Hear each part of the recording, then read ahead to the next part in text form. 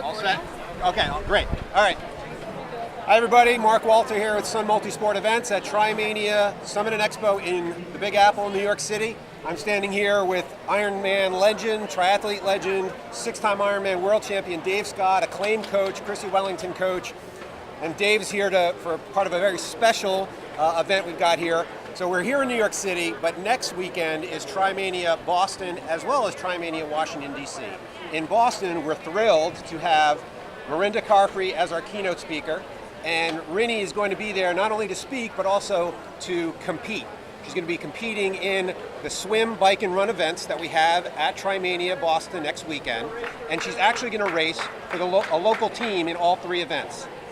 Dave here is going to do the drawing. We're going to pull the names of those teams out of the bags I'm holding in my hand. So I'm going to turn it over to Dave in a couple of seconds. But first I just want to get from Dave, Rinny. Is she now the #1 athlete in the world with Chrissy on the sidelines? Do you think she could have beaten Chrissy? Tell us what you think about Rinny. Well, I think the other woman would be slighted not to shortchange Mirinda by any means, because she's been in Boulder. I've seen her tenacious attitude, and she's phenomenal. Yeah. And she's obviously a weapon anytime she puts her running shoes on at the end of the race. So.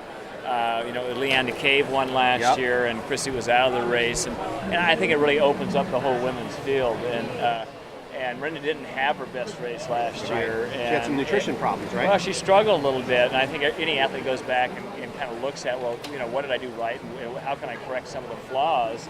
She's going to be hungry this year, so if I was a woman, I would be nervous, because she's got a lot of good races left in her. Awesome, great. Well, we're excited to have Dave here again. Just delivered his keynote to hundreds of people in attendance.